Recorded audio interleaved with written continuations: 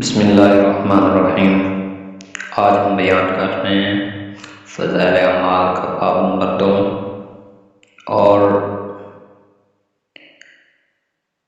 اگر تم مجھ سے ناراض نہیں ہے تو مجھے کسی کی بھی پرواہ نہیں ہے، تیری حفاظت مجھے کافی ہے، اور میں تیرے چہرے کے اس نور کے طفیل جس سے تمام اندھیریاں روشن ہو گئیں اور جس سے دنیا اور آخرت کے سارے کام درست ہو جاتے ہیں، اس بات سے پناہ مانگتا ہوں کہ مجھ پر تیرا غصہ ہو یا مجھ سے ناراض ہو۔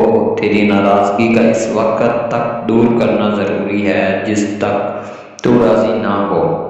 نہ تیرے سوا کوئی طاقت ہے نہ قوت۔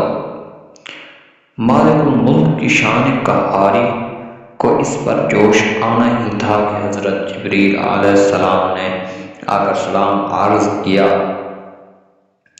کہ اللہ تعالیٰ نے آپ کی قوم کی وہ گفتگو جو آپ سے ہوئی سنی اور ان کے جوابات سنے، اور ایک فرشتہ کو جس کے متعلق پہاڑوں کی خدمت ہے آپ کے پاس بھیجا ہے کہ آپ جو چاہیں اس کو حکم دے۔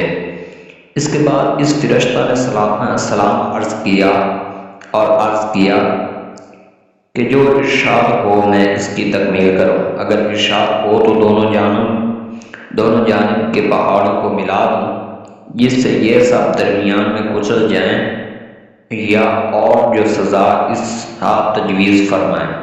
حضور اقدس صلی اللہ علیہ وسلم کی رحیم و کریم ذات نے جواب دیا کہ میں اللہ سے اس کی امید رکھتا ہوں کہ اگر یہ مسلمان نہیں ہوئے تو ان کی اولاد میں سے ایسے لوگ پیدا ہوں جو اللہ کی پرستش کریں اور اس کی عبادت کریں۔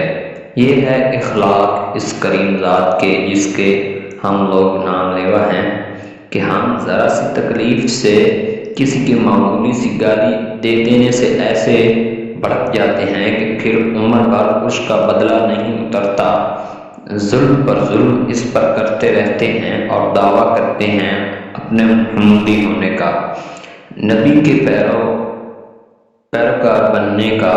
نبی کریم صلی اللہ علیہ وسلم اتنی سخت تکلیف اور مشقت اٹھانے کے باوجود نہ بد دعا فرماتے ہیں نہ کوئی بدلہ لیتے ہیں۔